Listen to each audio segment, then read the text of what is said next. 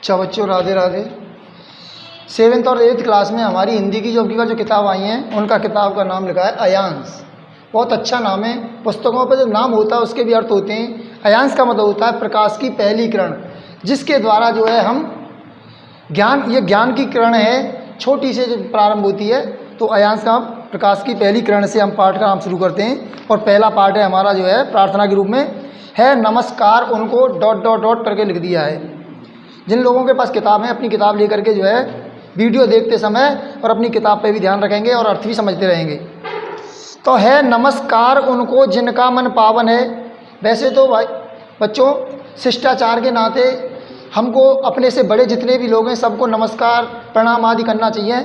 लेकिन इस पाठ में लेखक ने ये कहा है, लेखक नहीं वो लेखिका है हमारी गीता रानी, उन्होंने ये कहा है कि वास्तव में जिनका मन पवित्र होता है वही नमस्कार करने के योग्य हैं। तो सब नमस्कार करें, शिष्टाचार ना तो सबसे नमस्कार करते हैं, लेकिन विशेषकर जिनका हृदय पवित्र हो जाता है, मन पवित्र हो जाता है, मन शुद्ध है, आत्मा शुद्ध है, उन्हीं को नमस्कार करने के योग्य होते हैं। तो उस बात को इन्होंने जो है अपने माध्यम से कहा है नमस्कार उनको जिनका मन पावन है, जिसमें बहती है प्रेम धार, चित्त मृदुल और हृदय उदार, हर प्राणी से है जिन्हें प्यार, करुणा से जो हैं ओतप्रोत, उनसे ही लगती ये सृष्टिमान भावन है नमस्कार उनको मन पावन है। तो पहली जो है जो हमारा पद है, पहली जो पंक्तियां हैं उनमें कहा है नमस्कार जिनका मन पावन। जिनका मन पावन माने पवित्र है, उन्हीं को मैं नमस्कार करना चाहती हूँ।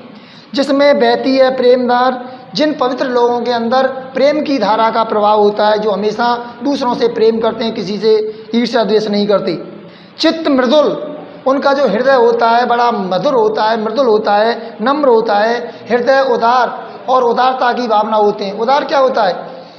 संस्कृत में कहावत है उदार चरिता नाम तो वसुधैव कुटुंबकम। उदार चरित्र उसे कहते हैं जो संपूर्ण संसार में रहने वाले व्यक्तियों को अपना परिवारजन है, जो अपना है पराया है, ऐसी जो भावना करते हैं उनको हम उदार हृदय व्यक्ति नहीं कह सकते। तो जिन लोगों का चित्त बड़ा मृदुल है, नम्र है और हृदय बड़ा उदार है, ऐसे लोग जो है नमस्कार करने के योग्य हैं। और इनके अलावा हर प्राणी से है जिन्हें प्यार, ऐसे लोग जो प्रत्येक प्राणियों से, प्राणी केवल मनुष्य प्राणी नहीं है, जितने भी जीव जंतु हैं, सब प्राणी हैं, सबसे जिनको प्यार होता है। करुणा से हैं जो ओतप्रोत, जो सभी छोटे छोटे जीवों पर भी किसी को कोई कष्ट न हो, हिंसा न हो, इस तरह की जो भावना जिनके अंदर भरी हुई है, वो सब नमस्कार करने के योग्य हैं। ऐसे लोग ही, उनसे ही लगती ये सृष्टि मन भावन है। ये सृष्टि, ये संसार, ये ब्रह्मांड, उन्हीं से जो है मन भावन लगता है। ऐसे लोगों से ही संसार जो है अच्छा लगता है नमस्कार उनको जिनका मन पावन है। उन लोगों को मैं नमस्कार करना चाहती हूँ जिनका मन पवित्र है। प्रत्येक जो है पंक्तियों के अंत में है नमस्कार उनको जिनका मन पावन है, ये आएगा। जो निर्बल के हित साधन में आज उठते हैं, जो सत्य की रक्षा हेतु मर मिटते हैं। जो निर्बल, निर्बल माने निह प्लस बल, जिनमें शक्ति नहीं है, जो निर्बल के, जिस पर कोई सहायता की जरूरत है, तो ऐसे लोग जिनका मन पवित्र होता है, निर्बल की सहायता करने के लिए अपने आप ही उनके सहायक हो जाते हैं, बन करके आ जाते हैं। जो सत्य की रक्षा है और जो सत्य के मार्ग पर चलने के लिए मर मिटते हैं, उन लोग भी पवित्र हमारे जो है नमस्कार करने के योग्य हैं। जीते जी भले उन्हें उससे सत्कार मिले। कहते हैं ये संसार है, ये बुराइयों को ज़्यादा पसंद करता है। अच्छे लोगों को, सत्य के मार्ग पर चलने वाले को भले ही संसार हमें सत्कार नहीं दे, लेकिन वास्तव में उनको देव सहायक अवतार मिले, आगे चल करके देवता उनकी सहायता करने वाले होते हैं। और वही ऐसे लोग ही अगले जन्म में अवतार लेते हैं अनेकों रूपों में। वह स्वयं प्रभु की महिमा का सब गायन है।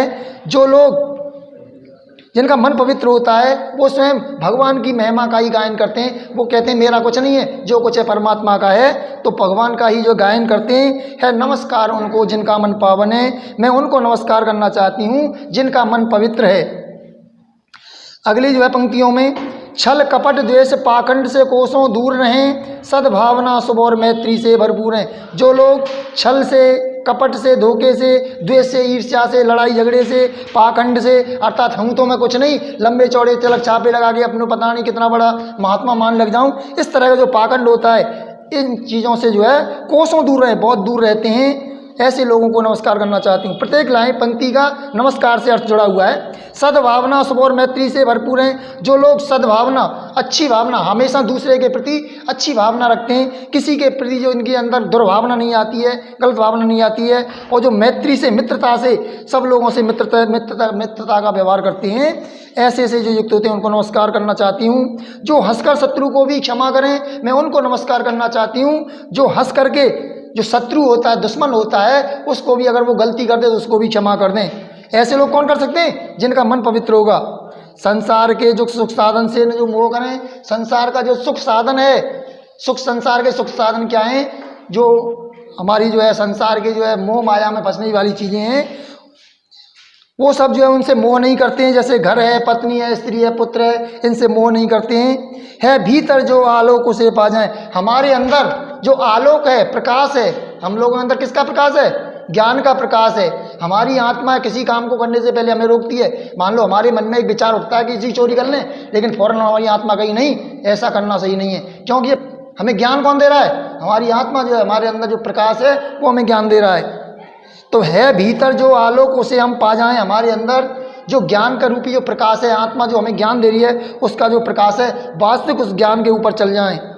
तीनों ही लोग तब उसके सम्मुख झुक जाएं। जो अपनी आत्मा को, बात को सुनने लग जाता है, अपने जो है ज्ञान के आलोक को, ज्ञान के आलोक पर चलने लग जाता है, ज्ञान के प्रकाश पर चलने लग जाता है, उसके सामने सबको झुकना होता है। मैं भी उनकी कृपा दृष्टि का अभिलाषी हूँ।